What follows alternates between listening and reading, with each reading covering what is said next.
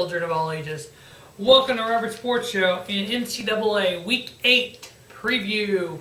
Against the spread picks and over-under, or against the spread, his picks. Last week I went in just win-losses, and the picks I did 24-7.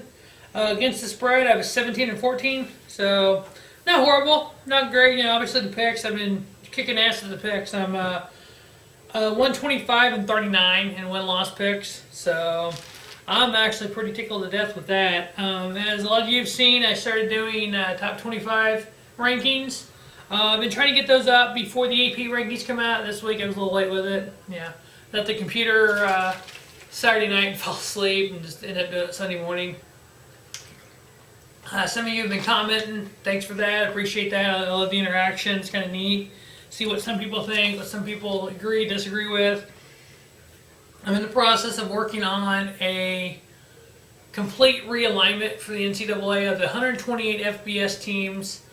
It's hard to, when some of these schedulers are uneven, like you have a Temple at 6-0, but you have an Ole Miss at 5-2, which is better.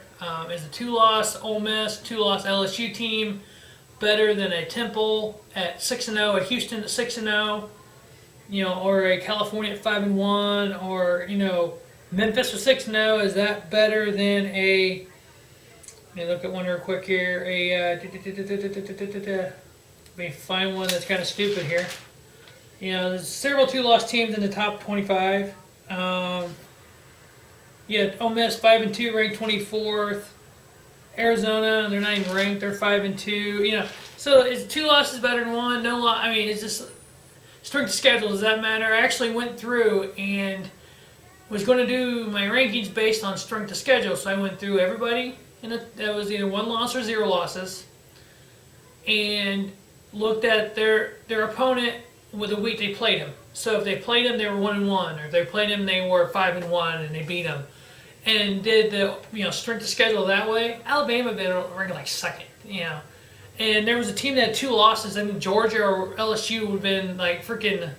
I'm not even sure LSU's got 2 losses. I don't know if I'm speaking out my ass or if I remember that. LSU's undefeated. Excuse me. Georgia has the 2 losses. It's like holy crap. These 2 losses team better than something. I scrapped that idea. So I'm working on something new especially for next year. I'm gonna rank all 128 teams, and then kind of do a kind of whatever ends this year begins next year, and have a kind of a criteria set up for myself to decide where they go and whatnot. So I'm working on it. Don't know if I'll actually get it done. It's a lot of fucking work to do that. But let's get started on these picks. All right, Thursday night we start with 22nd ranked Temple Owls at 6-0 versus East Carolina Pirates at 4-3. Last year, these 2 teams played. Temple won 20-10. Current line is East Carolina favored by 2.5. I guess they're favored because they're at home. Based on last year's game and the way the Temple Owls have been playing, I am taking Temple to win. I am giving Temple the 2.5, and I think they'll cover it. That's one of the American Conference games. We have a Sun Belt Conference game here. We have the top 2 teams in the Sun Belt Conference. We have the Georgia Southern Eagles, our first in conference at 5-1 versus the Appalachian State Mountaineers at 5-1, second in conference. Last year, Georgia Southern won 34-14. 2 previous years, Appalachian State won.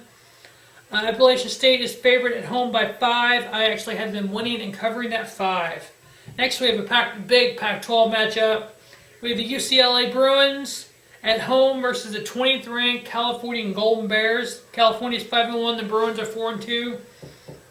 And this lengthy rival, UCLA is 52-31-1. The last 2 years, UCLA has won. They scored 36 one year, 37 the year before. The year before that, California won 43-17. Even though it's in UCLA, I love the way the Golden Bears are playing right now. I have California winning this. UCLA is favored by 3.5. I'll give the 3.5 to California, and I got them covering it. We have another American Conference matchup. We have the 18th ranked Memphis Tigers at 6-0 versus the Tulsa Golden Hurricanes at 3-3. Current line on this is Memphis by 11. Memphis won last year 40-20. They won in 2010. Tulsa won 48-17. I actually have Memphis winning this, covering the 11 points. Big 12 matchup, we have Iowa State Cyclones at 2-4 versus the second ranked out of the Big 12, the Baylor Bears at 6-0. Baylor is favored by 36.5.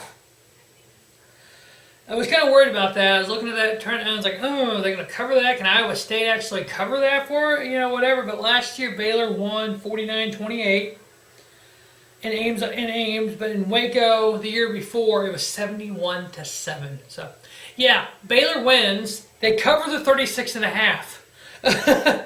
Next, we have an ACC matchup with the 6th-ranked Clemson Tigers at 6-0 versus the Miami Hurricanes at 4-2. Line is Clemson at 5.5. The last two times these teams played, in 2010, Miami won by 9.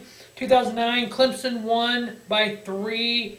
So I have Clemson winning, but I had the Hurricanes covering a 5.5. The American Conference, we had the 21st ranked Houston Cougars at 6-0 versus the UCF Knights at 0-7. Houston favored by 20.5. Last year, the last 2 years, matter of fact, or 2013, 2014, UCF won by 5 both years. The way, Knights 0-7, the Cougars 6-0. Yeah, I could be wrong about this, but I got Houston covering the 20.5 and winning.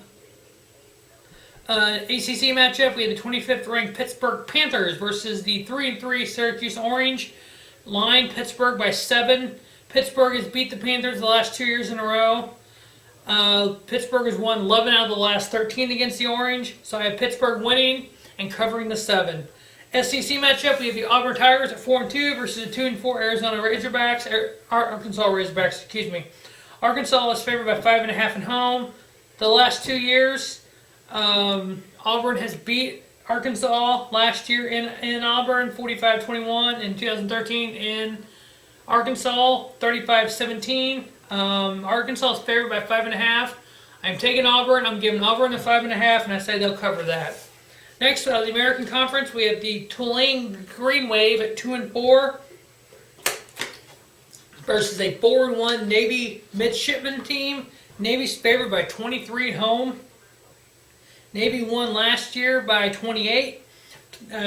Tulane won in 2005. Navy won by 28. In 2004, Tulane won by 32. I got Navy covering the 23.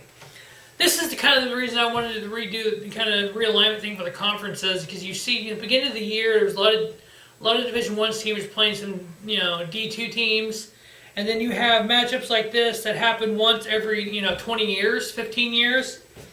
So it's kind of like the next one here, that's the Mid-American Conference with the 19th ranked Toledo Rockets at 6-0 versus the Massachusetts Minutemen at 1-5. Toledo's favored by 14. They played in 2014. Toledo won by 7, 42-35. The last time they played before that was 1999. So 15 years apart, Toledo won 24-3. 15 years before that, in 1983, Toledo won 45-13. So it's like, if you have more of a balanced schedule, you put schools that are close together, around each other, so the distance isn't so far. So you get Toledo to Massachusetts.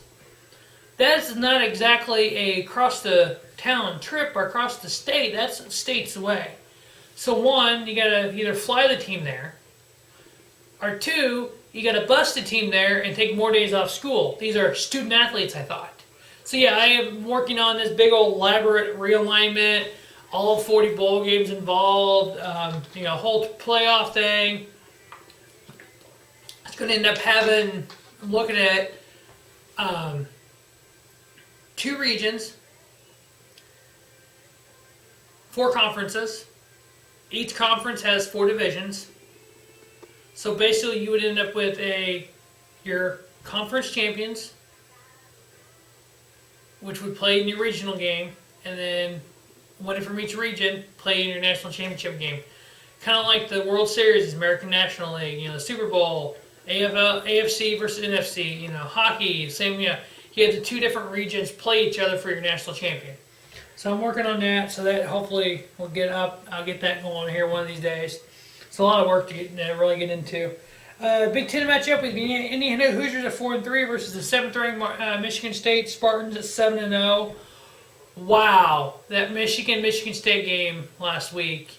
Can you believe the fact that Michigan lost in Michigan? I mean, that punt, that fucked, just everything that went on in that game. Holy snap. The line is Michigan State by 16.5. Michigan State leads the series 44-15-2. They've been blowing them out for a few years now. Michigan's won 16 out of the last 20, 6 straight, 14 out of 16. So I got Michigan State winning, covering the 16.5. Next we have the SEC, the Tennessee Volunteers at 3-3 versus the 8th-ranked Alabama Crimson Tide at 6-1. Alabama's favored by 14.5. Alabama's won 8 straight in this rivalry. They won by 2 touchdowns last year, and they won by 35 the year before, so I'm having them cover the 14.5 and winning. Big 12 matchup, Kansas Jayhawks at 0-6 versus the 14th ranked Oklahoma State Cowboys at 6-0. The last match in 2014, Oklahoma won 27-20. Kansas being 0-6, they're not that good this year. I have Oklahoma State winning and covering the 33.5. Big 12 matchup, Texas Tech Red Raiders at 5-2 versus the 17th ranked Oklahoma Sooners at 5-1. Oklahoma's won the last 2 matchups by 12 points and 8 points. They're favored by 15 here, so I got the Sooners winning, and I have the Texas Tech Raiders covering the 15. ACC, we have the 23rd ranked Duke Blue Devils at 5-1 versus Virginia Tech Hokies at 3-4. They've split the last 2 games. The actual line on this game is Virginia Tech by 3 at home. I actually have Duke winning. I'm giving Duke the 3 points. I got Duke winning by 3 and covering. Next, we have out of the Conference USA, we have North Texas Mean Green at 0-6 versus the Marshall Thunder Herd at 6-1. Thundering Herd, excuse me. The line is Marshall by 29. The only time these 2 teams met was November of '88. And Marshall won 7-0. I got Marshall winning this and covering the 29. Out of the SEC, we had the Missouri Tigers at 4-3. Can a team look worse on offense than Missouri Tigers have looked against Georgia? I mean, good Lord, people. First play, or one of the first drive of the game by Georgia, interception. He runs it down the fucking 1 yard line, 2 yard line, and they kick a fucking field goal. I'm watching going, are you fucking serious right now? And they had several things like that. It's like they missed a field goal, they won 9. It's like, goddamn. Matty Mock suspended for the whole year. Drew Stone, or whatever his name is he the answer? I don't know. But they need to do something on offense. Gary Pinkel needs to start recruiting and finding some guys on offense, because that's just... Defense has been pretty damn good. But they can't do nothing on offense. You can't move the ball. They're facing the 2-4 Vanderbilt Commodores. Missouri's won the last 2 meetings. They're favored by 2.5. It's less than a field goal. I'm taking Mizzou to cover. If it had been more than a field goal, I wouldn't take them to cover. But they can cover a field goal, I think, if they win. Next, we have the Pac-12 with the Washington State Cougars at 4-2 versus the Arizona Wildcats at 5-2. Arizona's favored by 7.5 at home. Arizona won last year by 1 point. Washington blew them out the year before. Arizona has won 4 straight at home. Arizona to win. Washington to cover the 7.5. We have Conference USA versus the SEC. The Western Kentucky Hilltoppers at 6-1, which have been ranked in my rankings for the last 2 weeks in a row, versus the 5th-ranked LSU Tigers at 6-0. LSU is favored by 16.5. In 2011, these 2 teams met, and LSU won 42-9. I started looking at it a little more in depth here. Defenses are exactly the same, really. The Hilltoppers are giving up 24. Tigers are giving up 23. Hilltoppers, Western Kentucky scoring a few more points again than LSU, but LSU is a powerhouse. They've been beating a lot of ranked teams this year. I have LSU winning. I have them covering the 16.5. I hate to see the Western Kentucky Hilltoppers lose here, but I don't think not too many people can go into LSU Death Valley at night and win. It doesn't happen very often. So I got LSU winning and covering. Next, we have the 9th-ranked Florida State Seminoles in a big ACC matchup versus the Georgia Tech Yellow Jackets, the 2-5. First matchup between these two teams in the ACC. Florida State's favored by 5.5. I have them covering and winning. Out of the SEC, we have the 6-1, 15th-ranked Texas A&M Aggies versus the 24th-ranked Ole Miss Rebels at 5-2. Ole Miss is favored by 5 at home. Ole Miss won last year by 2 touchdowns. The 2 previous years, Texas won. Texas A&M. I have Texas A&M winning here. I'm giving them the 5 points and have them cover. Texas A&M goes into Ole Miss and beats Ole Miss. Pac-12, we have the 3rd-ranked Utah Utes at 6-0 versus the USC Trojans at 3-3. USC is favored at home by 3. Utah won last year by 3. USC won in 2013 by 2 touchdowns. I have Utah winning. I'm giving them the 3 points, and they cover, and they beat USC and USC. Big 12 matchup, or Big 10 matchup, excuse me. The number 1 ranked Ohio State Buckeyes at 7-0 versus the Rutgers Scarlet Knights at 3-3. Last year, Ohio State just fucking dominated Rutgers. So the line is Ohio State 21. I got them winning and covering. And last but not least, we have a Pac-12 matchup. We have the Washington Huskies at 3-3 versus the 10th-ranked Stanford Cardinals at 5-1. Stanford is favored by 12 to cover. I cannot, actually I take that back. I cannot find the line on this game as of me writing all this stuff out yesterday and last night. I just went through and looked at their score, what points they've been putting up, and I came up with the 12 myself. So I got Stanford winning. I'm going to say by 12, and I say they covered the 12. So it was, for whatever reason, it was kind of a pick-em match, which I couldn't figure out why. It's at Stanford. They're 5-1. So, but Washington does have a pretty good defense, only giving up 16.8 points a game. So, but that will wrap up the NCAA Week 8 against the spread picks. Like I said, make sure on first thing Sunday morning you check out Rubber Sports Show 5 for my Week 9 NCAA rankings. A lot of videos going up this week. I think every channel, all 5 Rubber Sports Show channels will have new videos. Rubber Sports Show for a World Series preview. Looks like New York Mets, Kansas City Royals, both NLCSs are tied, are 2-0. In favor of Kansas City and New York. Maybe they'll do the World Series this year. Rubber Sports Show 2 for a WWE Hell in a Cell preview. That'll be up Wednesday. Probably Wednesday night into Thursday. Rubber Sports Show 3 for a NASCAR preview, which will be up sometime tomorrow for the CampingWorld.com 500, the last race of this round of the chase. And Rubber Sports Show 4 and NFL Week 7 preview, which should be up sometime Wednesday morning. So this will be up probably Tuesday morning. It's Monday afternoon downtime. I'm getting the downtime, edit it, get it up. So late Monday night into Tuesday. And then I'll upload the NASCAR video. And then on the heels of that, I'll upload the Week 7 NFL. On the heels of that, I'll upload the Hell in a Cell preview. And on the heels of that, probably a World Series preview. And then just as it keeps twirling down. So for all you wrestling fans out there, you should be able to find me after the Hell in a Cell preview on Pro Wrestling Pulse. And again on Rubber Sports Show 3. Previewing there. As always, thanks for watching Rubber Sports Show and have a spiffy night. Rubber Sports Show, the YouTube leader in sports channels.